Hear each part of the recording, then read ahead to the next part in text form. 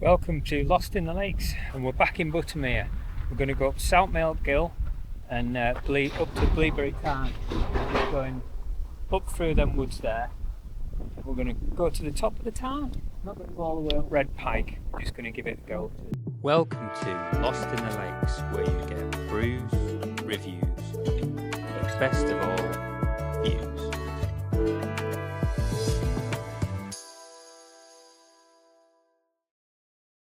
So to get to the bottom of the waterfall, you follow this path all the way around close to the lake, and that takes you to the bridge. You just actually make a beeline for the waterfall, so you can just see the waterfall going up there, and the path sort of zigzags up to the left. Okay, so just keep following this path all the way. You do actually come to a bit by the lake, so if you want a little stop there, you can have a little picnic or whatever you want. Right, so if you just look over to your right as you're coming towards the lake, you can see the lake there, and you can actually see the waterfall all the way up. Summer or winter, I mean, it's always quite clear all the way. So the path doesn't actually follow the waterfall. Don't follow the waterfall, it's just an absolute nightmare. The path actually goes up, diagonally up through the woods there. If you look on an OS map, you'll see where it goes. If you wanted to go straight up to the waterfall, to the tarn, go that way, and if you wanted to go up by the lake here, and there's some nice little areas to sit down and have a look at the lake or have a swim or whatever you want. Right, we're just at the lake, and it's getting quite windy here, so I don't know what it's going to be like when we get up the top. But as you can see, I've got shorts and t-shirt on, so hopefully it's going to stay warm. Okay, as you come over this bridge, and then make a beeline over here towards the waterfall. So you can go up and round to meet that path, or just through here. You can come across and just have a look at the waterfall over there, or to go directly up to the town, cut through here, and this is where you start climbing up. It's pretty much steps all the way, for what I can remember, and also quite steep as well, so it's pretty much straight up. So these steps in the dry, quite nice and easy, but in the wet they tend to be a bit slippy, because you're in the woods. To get a lot of green on the steps, and you've got some off camber bits, it can be a bit slippy, but today it's lovely and dry, so it makes it easy going. Okay, there's a little bit of fell in here, and it means you can start to get some views back at Buttermere. And over in the opposite valley there, Buttermere is just that little village back there. Okay, let's carry on climbing up here. And like I say, it's fairly rocky, but we should be coming out of the woods soon. And then it'll be more exposed, but then you'll get a bit of wind as well.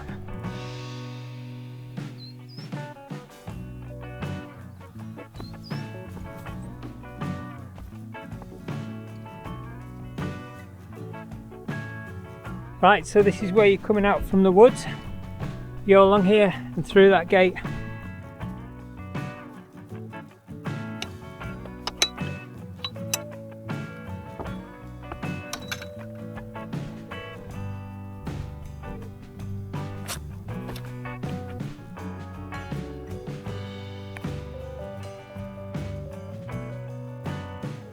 Still rocky, but it kind of levels off. It's less steppy than through the woods. This is where you start to get some nice views when you look back. You just see the trees here. I'll go a little bit higher and show you the views. Okay, starting to get a bit more views of Crummock, Buttermere Valley, all the way up and down. And they start to feel the wind a bit more now as well. You're a bit exposed out of the trees there.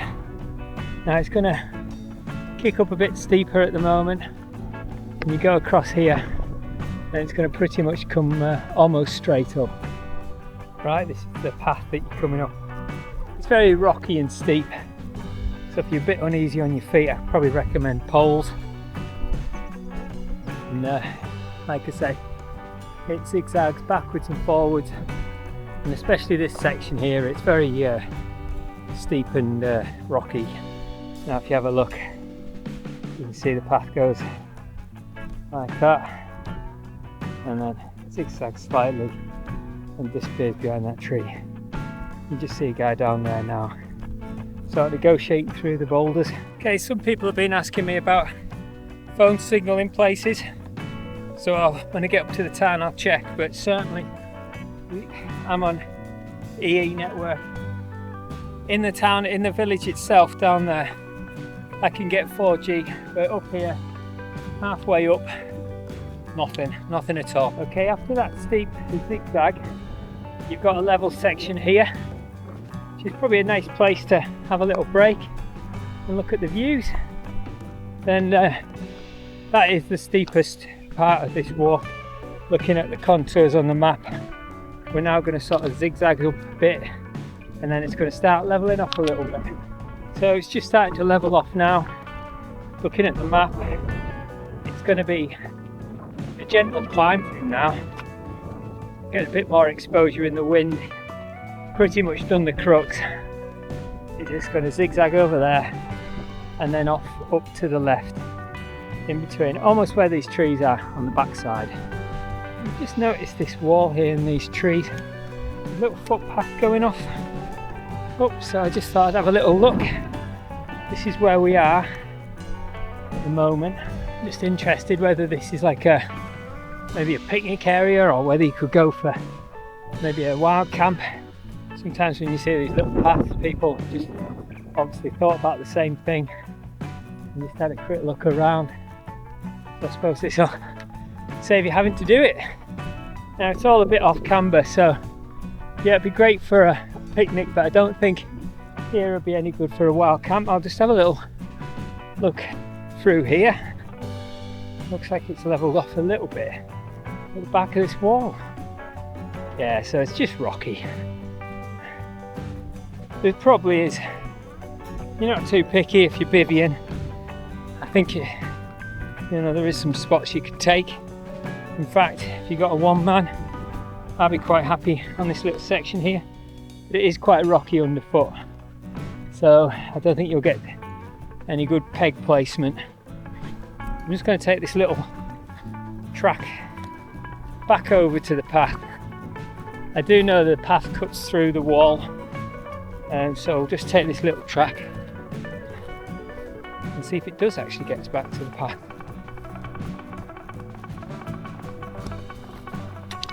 Okay, so you're just looking down on the top of Sour Milk Gill now. Just see the top of it there. Nice little viewpoint here. I advise not to go down into there. Yeah, you're not going to come back up. Nice little viewpoint here, so you can actually see down the waterfall. Like I said, there's no plunge pools to speak of really, just rocks. You do get a nice view of the valley there. Okay, this is where it starts to open out, and that's when you know you get near the top of the tarn. Just see the top of Red Pike there, and you can also see why it's called Red Pike. All that red rock and all this stone here must have a high iron content. I remember Scree running down there and coming back, and your legs just looked like you had a false tan with all the iron ore. This is where you come away from the stream and just over these rocks now. So look, these are quite undulating rocks, quite, well, they're ankle breakers. Quite easy to get across in the dry, just have to be more careful in the wet. Right, it's starting to open out now. You can see how wide this little valley is. Tarn's actually quite small compared to the actual bowl of the mountains. Okay, there's the path up to Red Pike, and then goes on to the Screes, and the Tarn's just on that little brim there. So we're at Bleaberry Tarn. I've come round the top side here. Just have a look at some potential wild camp places, and there's a couple. There's one here, and there's another one more level further up there. But what a gorgeous little tarn this is. Like I say, such a big, overpowering valley, you know, it's almost like there's two parts to it. And you've got that little step up there, path for going up Red Pike is the one on the right there. And there's nothing really much off to the left. There's a wall, but that's about it. Right, I'm just going to go back to the head of the tarn there. Have a little look around. Anybody who's thinking of wild swimming? Again, it's quite a nice little deep tarn. Over on the far side there, it's quite shallow. You could actually paddle out quite a fair while before it actually shelves off. There we go. Bleaberry Tarn. Some nice little picnicky areas. And you can just see how shallow it is there, but it does shelve off. But it is quite rocky as well. Little river comes down, crosses over, works its way over towards the wall. Right, we're going to head off back down now. So this river's like, there's only a little bit of the tarn that comes off. There's quite a lot that comes down this one. In fact, this side here, I mean, obviously it's a big basin that you can see all the way up there. But this little part here meets into this one, and the one that's actually coming off the tarn's a lot smaller. Like the path goes off to the right there when the river goes down to the left, so you kind of sort of navigate round to the right, and then you come across the river again, or the waterfall or stream or whatever you want to call it. This boulder field here and this wall. Not entirely sure why they've got a wall here, but look at the stonework in that. Let's see if we can zoom in. Look at that stonework there.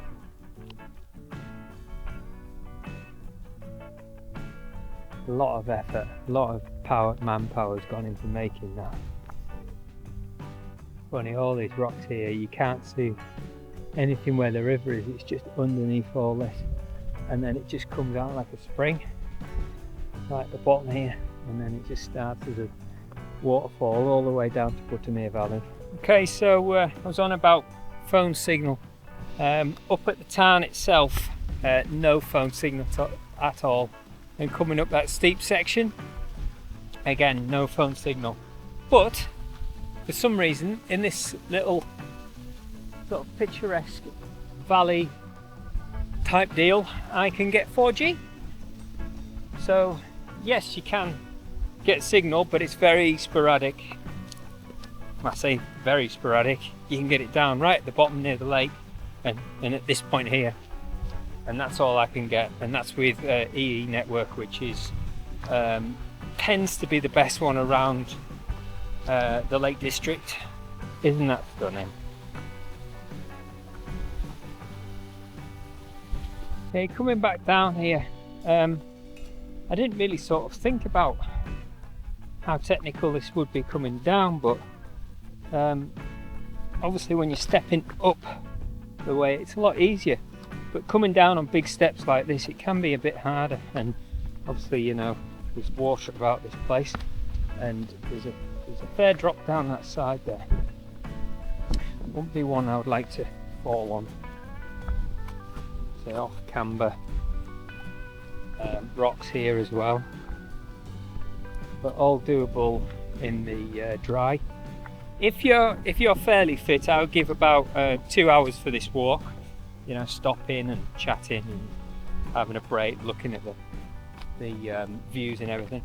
I always say, you know, you can probably get up here in about an hour and a half, up and down, but you want to enjoy it, and you know, so walks are always going to take a bit longer.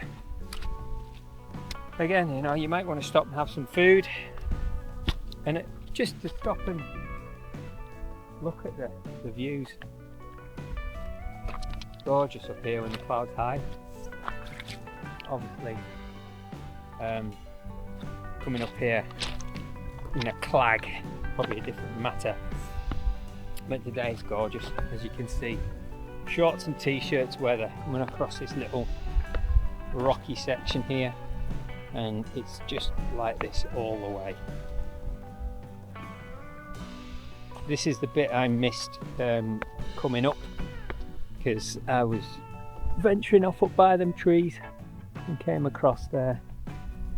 So this is like almost like stepping stones. Okay, so that's pretty much it. You just rinse and repeat, follow yourself back down the way, and you know what, you came up, you've got to go down. Obviously it does look a bit different as you're going down. Some of the bigger steps become a bit more precautious, and it does actually wind its way a bit more than you think as you're coming back down. Just looking over at the path over there, and as I say, when I was coming up I didn't really notice how much it was sort of zigging and zagging, and obviously the steep bits as well feel a lot steeper going down, just because of the rocky steps and everything.